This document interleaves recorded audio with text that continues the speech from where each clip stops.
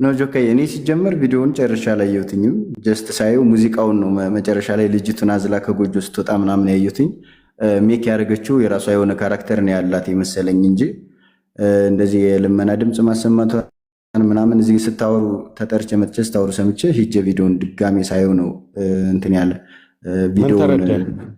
ቪዲዮውን የተረዳሁት ማለት ነው። እነ ናሆሚት ምናምን የሚባሉ ጓደኞች አሉኝ እኔ ፍሬንዶች፣ እነሱ ኮሜንት ምናምን አድርገው ምናምን አገኟቸው አሁን ላይ። ለዛ ደግሞ ያው ሳላስተውል ሪፖስት ስላደረኩትኝ ይቅርታ ማለት ነው የምፈልገው እንጂ እኔ ራሱ ከእናንተ ጋር ሆኜ አንድ ባህላዊ ኮንተንት ይዤ የምሰራ ልጅ ነኝ እንጂ እንደዚህ አይነት ህዝብን የሚያስቀይም ነገር ምናምን እኔ ጭራሽ ማድረግም አልፈልግም ላደርገውም አልችልም። ስለዚህ ያው ከሆነ ሜቢ ሪፖስት ማድረግ ይቅርታ ማለት ነው። ጥፋት ነው፣ እሱ ጥፋት ነው፣ ባለማወቅ ነው፣ አልተረዳኸውም፣ ችግር የለውም። ግን አሁን የምታውቋት ሰዎች ሸር አድርጉላት፣ ደውሉላት። ታውቃላችሁ፣ እየሰማች ነው። እንኳን ይሄን ቀርቶ ገና በኮመንት ስትሰደቡ ሁሉ አውቃለሁ። ኢትዮጵያ ያላችሁ ቲክታከሮች አካውንታችሁ ምን ያክል እንደምትፈሩት አውቃለሁ። አሁን ተደብቃችሁ አስመስላችሁ ማለፍ አይደለም። ፌመስ የምትባሉ የኛ ልጆች እስከ ዛሬ ማንም ባልነቃበት ትልልቅ ወንድሞቻችን ከኛ በእውቀትም በታሪክም በተለያየ ነገር ብዙ ስራ የሚሰሩት ሁለቱ ትልልቅ ወንድሞቻችን በደንብ ገልጸውት አልፈዋል። ግን ፊልምም ላይ በሰራተኝነት እንደዚህ የተለያየ በአራቱም አካባቢ ላይ የተለያየ የንግግር እንትኖች አሉ። እነዛን በመጠቀም የሚሰሩትን ነገሮች ሁሉ እነዛ ውስጥ በስፋት ከመግባታችን በፊት ልጅቷን ሸር አድርጉላት ትምጣ። መተሽ ከሆነ በፌክ አካውንት እያዳመሽ ከሆነ እሺ ነይና ግቢና ሀሳብሽን ስጪ። የአንቺ ብቻ ሳይሆን ያለፉ ነገሮችንም ስለምናነሳ ዛሬ ወደ ሀሳባችን እንገባለን። ነይ ግቢ። እሺ እኔ ከጨረስኩ መውረድ ትችላለህ አንተ። ሞገስን ከላይ አድርጉት።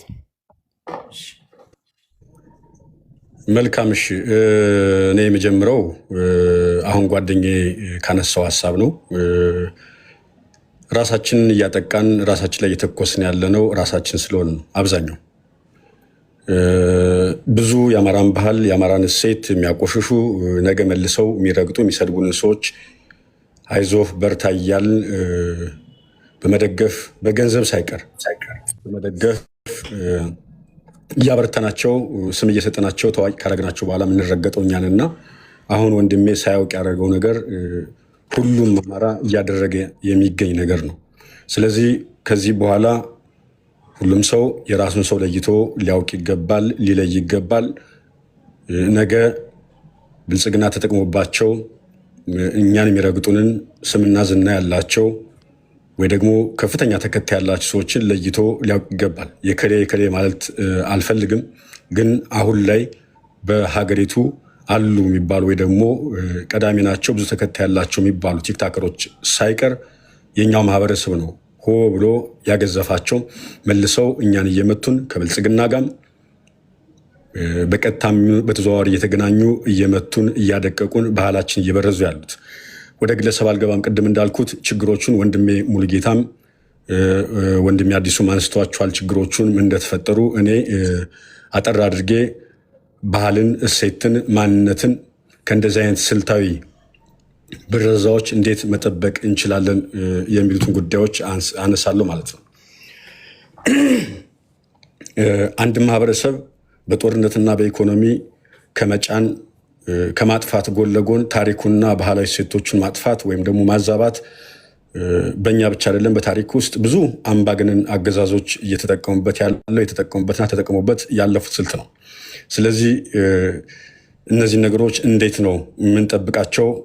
አማራው እንዴት ነው ባህሉን፣ ወጉን፣ ልማዱን፣ ትውፊቱን፣ ሃይማኖቱን፣ ክብሩን ማዕረጉ የሚጠብቀው የሚሉ ነገሮች ላይ ፎከስ ማድረግ ፈልጋለሁ። ለምሳሌ የቃል ታሪክን እውነተኛ ሰነዶችን በስፋት በመመዝገብና በማሰራጨት አብዛኛውን ጊዜ አለቃ ገብረሃና አሉት የከሌ አሉት ተብሎ የሚባሉ ነገሮች አሉ። በአማራው ባህል ውስጥ የባህል ብረዛ ዋና ዓላማው ነባሩን ታሪክ እንዳልነበር አድርጎ አዲስ የተሰነዘረ ውሸት ትረካ በመተካት ያንን ደግሞ የወሎን፣ የጎጃምን፣ የሸዋን የጎንደር ጥንታዊ ወጎች፣ ታሪኮች፣ የግጥም፣ የቅኔ፣ የኪነ ጥበብ ስራዎችን በመበረዝ ለቀጣዩ ትውልድ የህዝቡን ስለንቦና ሊጎዱ የሚችሉ የህዝቡን ስለንቦና ሊያሳቁ የሚችሉ ትውፊቶች መተካት ነው። ይህ ደግሞ አገዛዙ ዛሬ አይደለም ሀ ብሎ ወደ ስልጣን ማማ ከወጣበት ጊዜ ጀምሮ እያደረገ የነበረው ነገር ነው። ለምሳሌ በአሁኑ ሰዓት ከዛም በፊት አገዛዙ ወደ ስልጣን እንደመጣ የኦሮምኛ ሙዚቃ የሚዘፍኑ መዝፈን የሚችሉ ክሊፑን እስከ 5 ሚሊዮን ብር ድረስ ድጋፍ በማድረግ ስፖንሰር በማድረግ የኦሮሚያ ባህልና ልማት ኮሚሽን ሲያሰራችሁ ነበር። ክሊፖችን አንጹ፣ ዘመናዊ ሙዚቃ ስሩ፣ በከተማው በባህሉ እንድትወደዱ ማህበረሰቡ እንዲገባ አድርጎ ማለት። ስለዚህ እንደዚህ አይነት ነገሮችን ከወዲሁ ቀድሞ መከላከል ይቻላል ወይ ደግሞ መከላከል አለብን ማለት ነው። በሁለተኛነት የቤት ውስጥና የማህበረሰብ አቀፍ ትምህርቶችን፣ ስልጠናዎችን ህዝቡ መስጠት አለበት። ይፋዊ የትምህርት ስርዓት ወይም የመንግስት መገናኛ ብዙሃን እንደምታዩት በቲክቶኩም በትልልቅ መገናኛ ብዙሃንም ለማንቋሸሽ ህዝባችንን እንዳልተማረ ኋላ ቀር አድርጎ ለማሳየት የሚጠቀሙበትን ፕሮፓጋንዳዎች በመስበር አማራጭ የትምህርት መድረኮችን መፍጠር ያስፈልጋል። ይህን የዛሬውን ጨምሮ ማለት ነው። ስለዚህ ቤተሰብ፣ የሀገር ሽማግሌዎች፣ ምሁራን ለወጣቱ ለህፃናት ስለ ማህበረሰቡ ጥንታዊ የልዕቀት የጀግንነት ከፍ ብሎ የመብረስ ስለንቦና የስልጣን የምንጭነት እሴቶችን ማስተማር መስበክ ፕሮግራም ተይዞ መሄድ አለበት ማለት ነው። ይህ እየተዋጋን ያለነው በጦርነት ወይ ደግሞ በጥይት ብቻ አይደለም፣ የባህል ውጊያም ነው። አንድ ማህበረሰብ ስለንቦናውን ለመስበር ጀግነቱን ለመስበር በጦር ለማሸነፍ ባህሉን ቅስሙን መስበር አለበት አገዛዙ። ያን ነው እያደረገ ያለው። ሁለተኛው ባህላዊ ተቋማትን ሃይማኖት ተቋማትን መጠበቅ ማጠናከር ነው። ሃይማኖት ተቋማትን ባህላዊ ስነስርዓቶችን የማህበረሰቡን ትላልቅ የክብርና የጥንካሬ ምንጮች ናቸው። ባህሉ፣ ሃይማኖቱ፣ ወጉ፣ ልማዱ፣ ትውፊቱ ማለት ነው። ስለዚህ የአገዛዙ የፖለቲካ እጅ በእነዚህ ተቋማት ውስጥ እጁን በማስገባት እሴቶቹ እንዲረክሱ፣ መሪዎቹ እንዲከፋፈሉ አማራው ተቋማቱ በንቃት ሊጠብቅ ይገባል። ሃይማኖት በዓላትን፣ የባህል አደባባዮችን፣ ታሪካዊ ቦታችን፣ የማንነት መገለጫ የሆነው ሁሉ ሊጠብቅ ሊንከባከብ ይገባል ማለት ነው።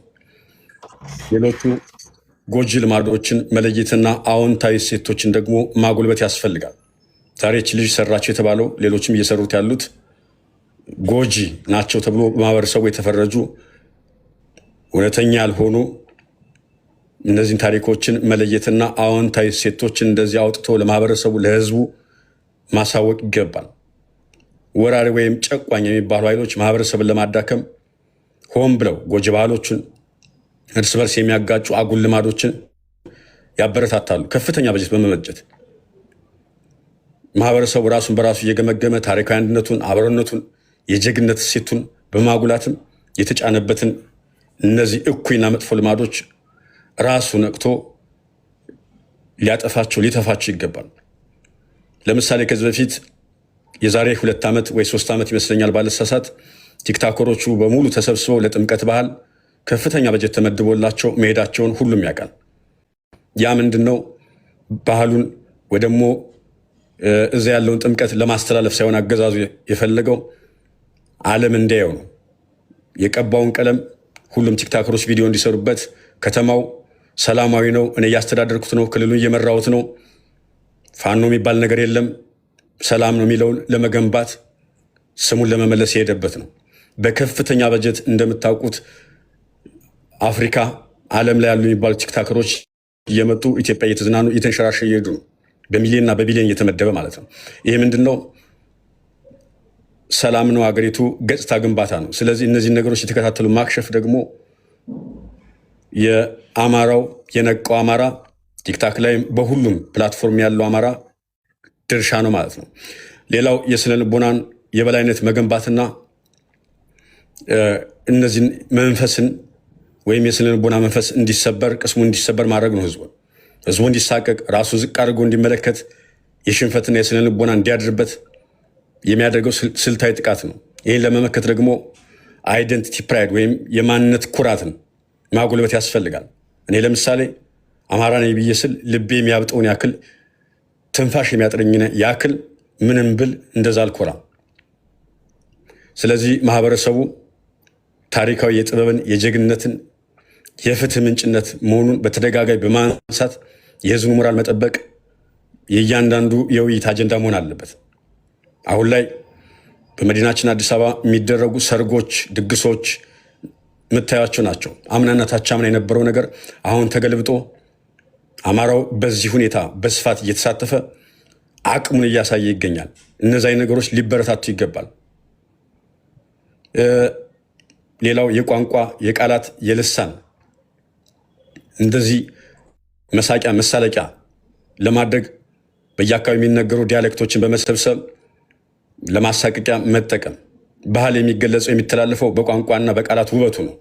ያ ደግሞ ባህላችን ነው። በየትኛውም አካባቢ የሚነገሩ ቃላቶች አንዱ ለአንዱ ሊያፍርበት የማይገባ ሊሸማቀቅበት የማይገባ ባህሉ፣ እሴቱ፣ ወጉ ስለሆነ መገለጫው ስለሆነ አምባገነን አገዛዞች የማህበረሰቡ ስነ ጽሁፍ፣ ታሪካዊ አባባሎች፣ የሀዘን የደስታ መግለጫዎች፣ ዜማዎች፣ ስነ ቃሎች፣ የቃላት አጠቃቀሞች እንዲረሱ እንዲቀንሱ ሆን ብሎ ያደርጋሉ። ስለዚህ ማህበረሰቡ የራሱን የቋንቋ ዘይቤዎች፣ የቅኔ፣ የፎክሎር ነባር አባባሎች ሳይቀር በተለይ ወጣቱ ማዘውተር መጠቀም አለበት በኩራት። ሌላው ባህላዊና ታሪካዊ ምልክቶችን ወይም ሲምቦሎችን ማክበርና ማንቀሳቀስ፣ ማንሸራሸር፣ ማሳወቅ ያስፈልጋል። አልባሳት፣ ታሪካዊ ሰንደቆች፣ ሐውልቶች፣ የባህል ቁሳቁሶች፣ ታሪካዊ ጀግንነቶች የአንድ ማህበረሰብ በከፍተኛ ሁኔታ የሚታዩ የጥንካሬ ምልክቶች ናቸው። ሁሉም ሰው አሁን ብዙ መሻሻሎች እየታዩ ነው። የባህል ልብስ እየተለበሰ እየተወጣ ነው። ከዚህ በፊት እንደነበረው አይደለም። ከፍተኛ መነቃቃት ፈጥሯል። ይህን ኃላፊነት ወስደው የሚሰሩ ወንድሞቻችንም አሉ፣ ታውቋቸዋላችሁ። ወራሪዎች እነዚህ ምልክቶች ለማንቋሸሽ ለማጥፋት ሲሞክሩ ማህበረሰቡ ምልክቱ በስፋት